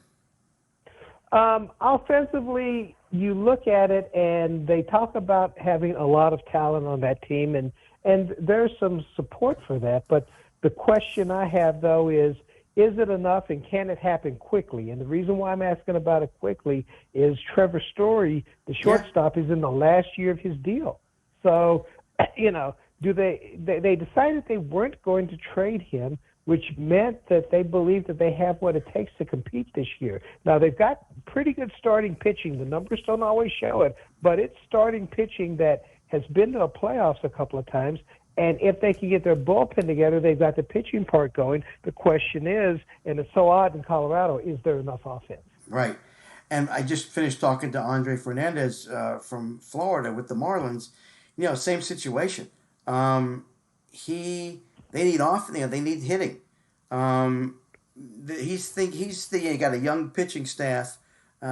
He says if they all play well, he thinks in the division he's in, which is my team, the Phillies, and the Braves and the Mets, it's going to be tough to go anywhere. But what about your division? Well, you have the Dodgers, who are the Dodgers. I mean, they've got basically more riches than they could, even want. Oh my gosh! Yes. Behind them, the Padres kind of made it a little bit of an arms race. trading for a number of different pitchers like Yu Darvish and Blake Snell. I mean, that is one heck of a pitching staff there. Now, I don't know that they're deep enough, and if they have some injuries, it'll be interesting. Dinelson Lamet had a little bit of an elbow problem at the end of last year. They say he's healthy now. That will help them. But if they have some injuries, it could be a struggle. But you look at the Padres. They've built a really good farm system. They've used some of the farm system they've had to acquire more major league parts, and they seem willing to deal. They're trying to push the Dodgers. So the question that we have here, now, whenever the Rockies have gone to the playoffs, their bullpen has been one of the best in baseball. But they've always had Coors Field to inflate the runs offensively, or at least create higher scoring games that they're able to win. if they don't score and the other team scores a little bit more at Coors than maybe they do at their home parks, can any pitching staff hold that down? So that's the question they have. Yeah, I'm looking at the rotation right now. Let's see if we can go rotation. We'll skip the bullpen for a minute because there's a lot of guys. And I'm looking at the depth chart. So if we go rotation, who are we looking at in terms of who do you think are the 5 stars? You got John Gray, right? Yeah, well, you would start with German Marquez, who's been a workhorse for them for a few years. Antonio Senzatella had the best year of anybody on that staff last year. And if that team had been contending, people would notice it. Then you have Kyle Freeland, who won 17 games in 2018. He struggled in 19, came back. And John Gray would be number 4 in this rotation. Gray had a shoulder biceps tendon issue last season, and it really held him down. But the year before, had a very good year. The 5th guy would probably be Austin Gomper, the lefty from the Cardinals that they got in the Arenado trade. I mean, that's a good arm, and he throws a fastball, but his best pitch is a curve. And, yeah, you can throw a curve at altitude because curve almost serves as a changeup because it's so much off the pace of the pitch. The question behind them is depth. Right. They did have some young guys come up last season, Ryan Castellani, a rookie, and also Chichi Gonzalez had been at the back of the rotation. He's a non-roster guy. Derek Rodriguez, who had been with the Giants, Pudge's son, he's in camp too. So there are some people at the back of it or maybe below the rotation. The question is, do they give you enough depth for a long season? Right, and that's the thing. And I was talking to Andre. Listen, we all love baseball. We are so glad we just found out, 8,800 fans can go into our Phillies ballpark beginning April the 1st. And it's just so exciting to be able to talk it, isn't it? It's just so much fun. Yes, it is. I mean, it's so exciting to be back in a ballpark. I mean, even spring training with all of the restrictions on access and everything else, what we remember our last experience down here was spring training being ended around March 12th and everybody going home and nobody knowing when we'd see baseball again. So, it is good to have baseball in front of us. All right, so let's hit the catcher spot. So on the 40-man depth chart, it's only showing 2 guys. So who's going to be the starter? Well, it looks like it's probably going to be a 2-man game, mostly Elias Diaz, who had been with the Pirates for a few years, and he's hitting his age 30 season. This is his first time kind of being given really this type of playing time. Decent hitter, and if he can really get some consistency, it makes a difference. Then they're going to have a rookie, Dom Nunez, left-handed hitter, has shown some power, needs to adjust to some of the breaking balls that he gets at the major league level. But those 2 guys appear to be the guys. There's another one, Jose Briceño, who came over from the Angels. He had been playing with them a little bit, has not played a lot in the major leagues. Looks like a lively guy behind the plate and certainly could make himself a catcher, but I think something would have to happen with the first 2. Of course, you're going to need all 3 anyhow. Yeah, you're right. So, and I'm looking at Diaz is he turns 30. He's 30. He'll turn 31 in November. So yes, not real young, but then the hope is with this Nunez kid, he'll be able to back him up and learn that position. Yes. All right. So first base, you got Ryan. I'm assuming Ryan McMahon. Is that right? No. In fact, I think a lot has changed, and I'm not even sure what that depth chart reads at this point, but you're looking at a couple of guys they signed to non-roster contracts, C.J. Crone and Greg Byrd. You remember Greg Byrd from the Yankees and C.J. Crone, who's been in the American League his whole career, a lot of DH duty, but also quite a few home runs. He had 30 with Tampa Bay in 2018 and I think it was 30 with Tampa Bay and 25 with the Minnesota Twins in 19 in a year where he had a wrist problem throughout. So that's one of those positions where you need some power. However, Josh Fuentes, the cousin of Nolan Arenado, he took over first base last year, actually pushed Daniel Murphy onto the bench, and he batted .306. Now, there are some things that you could see development-wise. I think it was only 2 walks, but also not a lot of home runs. He did have a couple of home runs. I do think that's coming for him in his career. Right now they're looking at him as a multi-position player, but he wants to take that job and make it his. So if he does that, that'll be really interesting. But I think that when the Rockies went out and signed, especially C.J. Crone, they were looking for power at that position. Yeah, well, that's good. At least you have somebody. I mean, he's going to be what? He's 28 right now, I guess, 29. Yes, and still in very good years. He signed a minor league contract, and I think a lot of times when a guy like that, what happened with Crone last year was he had a knee injury while fielding a ground ball with Detroit. He had hit 4 home runs in like their first 12, 13 games, and really looked like he was going to have a heck of a year. Then the knee injury happened. So when you bring in a C.J. Crone like that, he's trying to reestablish his value out there. So you're talking about an extremely motivated player and a guy who has a little bit of a track record. Yeah. All right. Well, that's good. Good for you guys. If we move to second base, this is another kind of big issue there because Ryan McMahon has played the position defensively really well for the past couple of seasons after DJ LeMahieu signed with the Yankees. But Ryan McMahon's a natural third baseman. He's going to move over there. When we saw him at the end of last season, it was very good. But what happens at second? Brendan Rodgers, who had been their top prospect for, it seems like forever, but they drafted him out of high school, so he's only, 22, 23 years old. Yeah, he's not old, Yeah, this is his big chance to take that position. Hasn't done a lot at the big league level, really made a name for himself in the minor leagues. We haven't seen the swing, but the last 2 years that he's come up, he's had a shoulder injury, same right shoulder, and it's been an issue. And if he's healthy, then we'll see if he adjusts to the major league pitching like everybody thought he would coming up through the minor leagues. All right, good. And we hit third base. You said who's good? Yeah, Ryan McMahon. McMahon, right? And he struggled offensively last year, but a lot of times when you look at last season, how many people got into a little bit of a rut and tried to hit their way out of it, and then boom, the season is over. You go back to 2019. He struggled a bit early. They even brought up Rodgers to challenge him for the starting second base job. And then Brian McMahon really took off. He finished that year with 24 home runs. The batting average went up quite a bit. He learned to walk a little bit. There have been some things with the swing that he's had a hard time with, really long at the start of the swing. If he's able to get that together like he did late in 19, then you've got a guy who can hit you 25 home runs or so, and suddenly you feel better about the offense. Yeah, I mean, we're going to get through this, but this will be a question I'm going to ask you after we're done with the positions. You know, keep in the back of your mind who your prospects and who you're looking forward to seeing. But let's go to shortstop. We know who that's going to be. Trevor Story, holding on to him. And, in fact, when Arenado was traded, I thought that was the first question of what comes next. Do you also deal Story? Because the Arenado deal was a salary dump.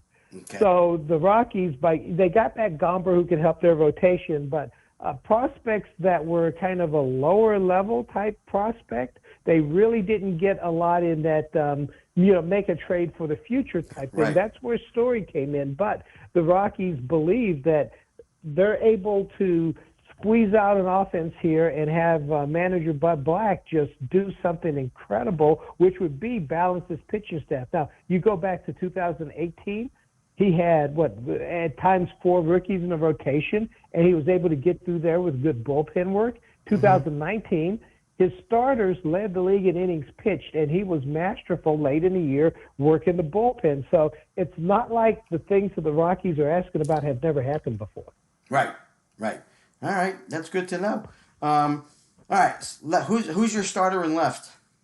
Raimel Tapia, the leadoff man. He hit 321 last year and finished 7th in the National League in batting. I have a story up on MLB.com right now, Rockies.com, that he has set a goal of winning a National League batting title, and he's the type of guy who could do it. Coming up through the system, they loved his bat-to-ball skills and his speed, and it's starting to show at the big league level. There are times that he'll chase pitches, and that's what he's working on. Sometimes he can make contact out of the zone, but you really want him to hold up. You don't want him to lose his aggressiveness, but he's a guy that could hit in the 330s for a major league team over the course of a full season. There's no doubt in my mind he could do that. It's just a matter of just not getting himself out at times. I mean, the Rockies, 28 seasons, 11 batting titles. This is the place to win one because of those big gaps out there. Yeah, 11 batting titles.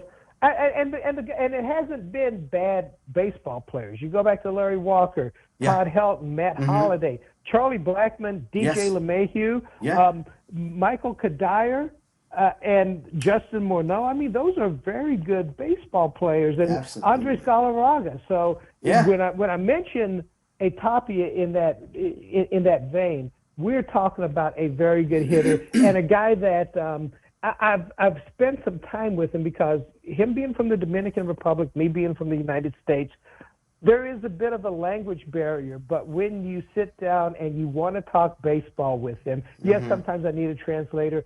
I'm impressed by talking to him. It reminds me of talking to Charlie Blackmon, the right fielder, who is a hitting savant out there. It really does remind me of that. So if people think I'm high on Raimel Tapia, I am. Well, that's pretty cool. And what I love about the opportunity to talk to you and then to Andre is for me to, because a lot of what I do is follow my team in our division. And I think most people do that. Fans that aren't, how much time can you devote into looking at the other divisions, right? You look at the star players and on each of the teams, but that's about it.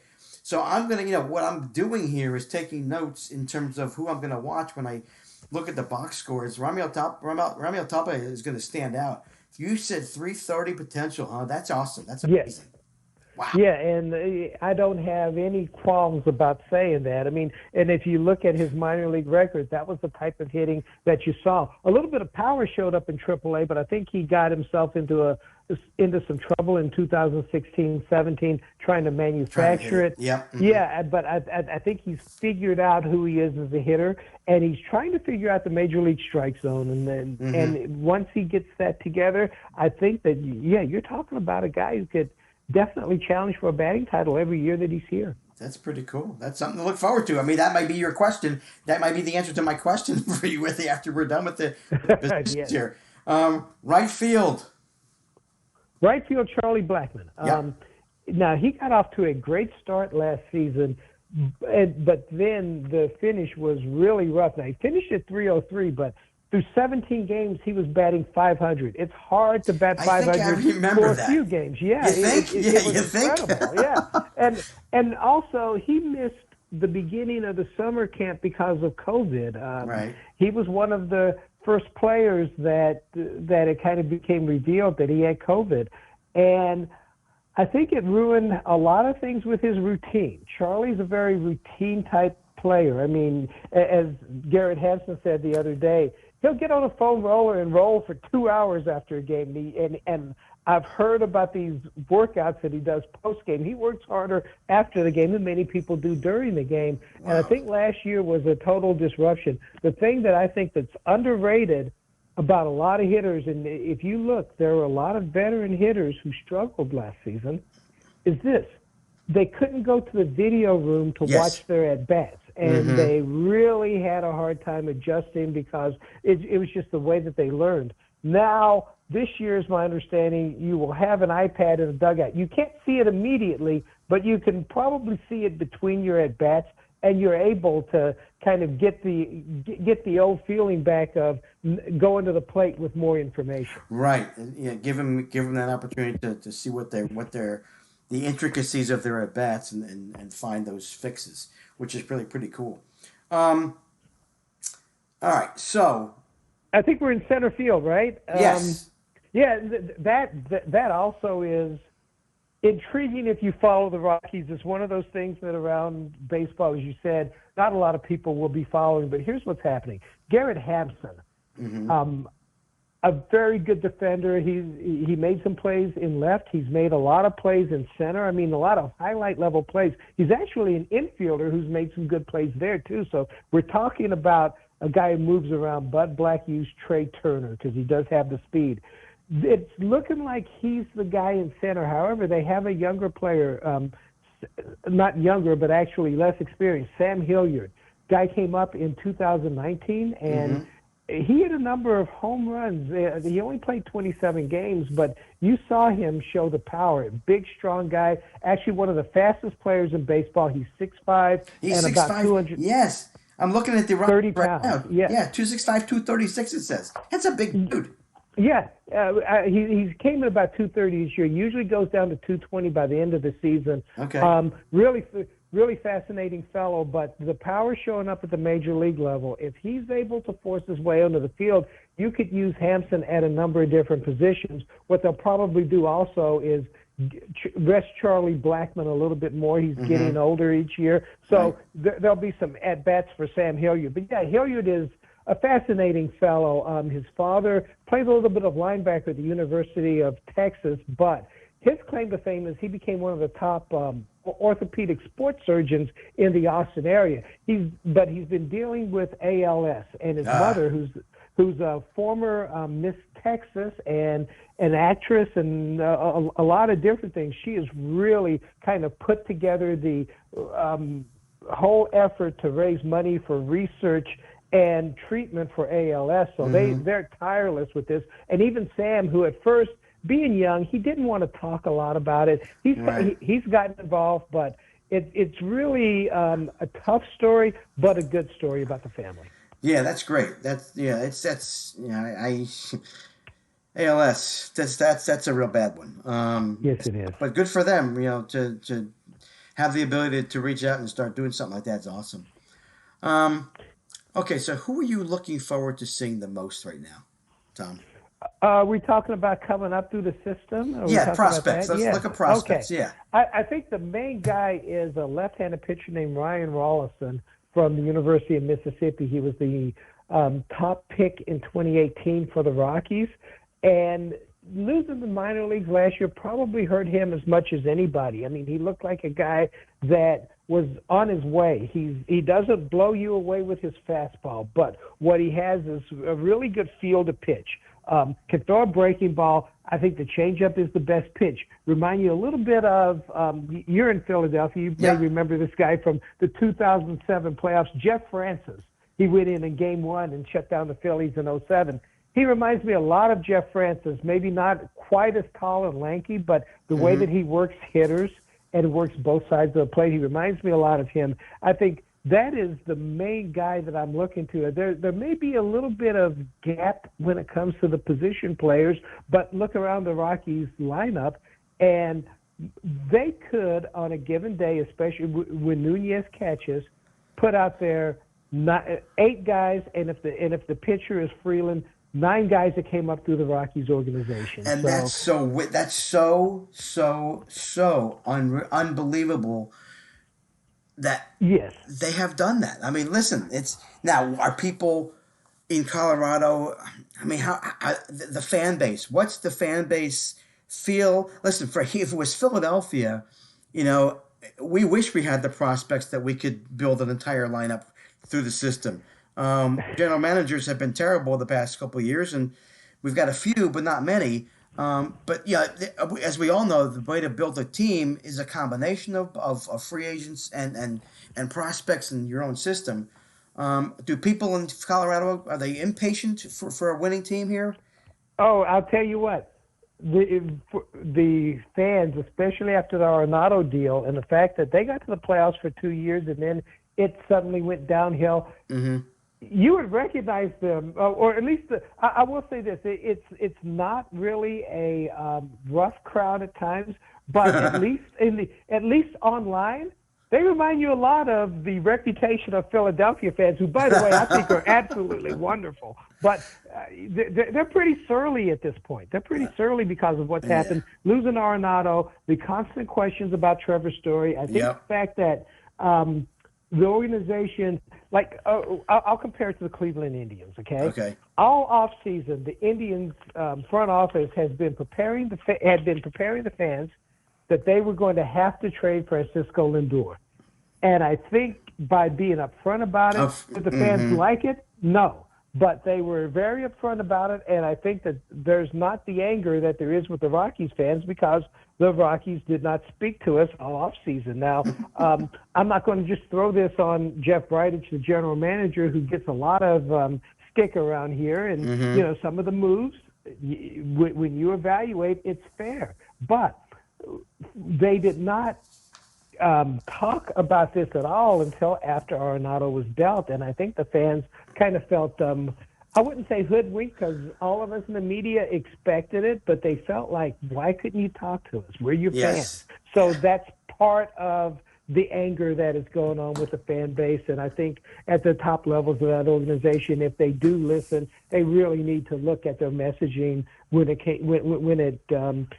comes to that type of thing. So fans are a little bit surly around Denver. Now, can Bud Black flip this in the right direction? I mean, I will have to say that if you go back to 18 and 17, he managed quite well to get teams into the playoffs. And if you look at it, when you talk about the Colorado Rockies, you're always talking about offense, but statistically, when you look at the advanced statistics, it's hard to have a good offense here because you're going from altitude to the road all the time, so you never play in a normal environment. I think a lot of people will criticize Rockies hitters like, oh, the park is propping them up, but nobody has to go 15, 18 times, whatever it is, in and out of this environment, and it really takes a toll on you offensively. I think it takes a toll on you physically. But anyhow, Bud Black was able to figure out what to do with his pitching to get his team to the playoffs for 2 straight seasons, which had never been done in Colorado before. So if he can figure it out, maybe he can, make this team a contender. But that arms race between the Dodgers and the Padres is fascinating. It's going to be tough. Absolutely fascinating. But the good thing is, it sounds like they've got a bunch of prospects. You got Bud Black, who knows what he's doing. Hard to be patient when you haven't won in a while, but you've been in the playoffs recently. Our team hasn't, so we are really, really, really annoyed and hoping that, the problem with the Phillies back here and the NL East, it's the NL East this year. Holy mackerel. You got the break. Well, oh my gosh, it's crazy. Yeah. The Mets and Nationals, even the Marlins, and then us. It's going to be tough. Well, if you look at the West, I mean, the Dodgers have dominated this division for what seems like a generation. It's 8 straight division championships, but you go back to 2018, and they had to play a game 163 against the Rockies of all people. So now you understand why the Rockies fans are upset. In fact, it's funny. I was talking a number of years ago in spring training to one of the Phillies' top scouts, and we were looking at the Rockies and the Phillies, and I predicted that the Phillies would be a playoff team around the time or before the time the Rockies would get there. The Rockies ended up getting there. The Phillies it seemed like everything, but their pitching never quite got there. Yeah. And then you had all kind of just strange stuff with the lineup, with the everyday players, and I still wonder. I mean, I think the Rockies are dealing with fan anger because they actually got to the playoffs for a couple of years and never took that next step. I can only imagine what it's like to be a Phillies fan where this was supposed to have happened by now, and it didn't, and everything fell apart. So I think that there's a kinship here. I mean, there's a kinship. I kind of feel like we have a connection over the phone here, man. I think we do. All right, listen, I got to get going. I really appreciate you talking. You had a great knowledge of your team, which that doesn't surprise me. Just thank you for taking the time to do this. I will look forward to seeing some of these Colorado players in these standings, and maybe we'll catch up mid-season, and we'll go over this again and see where we are. I look forward to it. You know what I look forward to? Maybe that everything clears up and travel comes back. Oh, my gosh, yes. And I'm able to go. Of course, Pittsburgh is my favorite city. I grew up in West Virginia, but Pittsburgh is my favorite city. I grew up following their teams. Mm-hmm. And also getting to Philadelphia, which every time I go, I leave with a big smile on my face. It's a wonderful city. If you do, let me know. I'll definitely do that. All right, Tom. Thank you very much for calling. I really appreciate it. Have a great night. Thanks for having me. Okay. Okay, you too. Take care. Bye-bye. All right, bye-bye. All right, folks, that's it for me on the show tonight. Great guests. Thank them all for coming. I really look forward to really enjoyed all the conversations we had, all the baseball news. Tom Gilbert and his book, Andre Fernandez with the Marlins, and just finishing up with Thomas Harding and the Rockies. I appreciate y'all listening. This is Mitch Bernstein, the Burn with Mitch on 12 on Sports Network. Signing off. We will talk to you next week. Everybody take care. Be safe.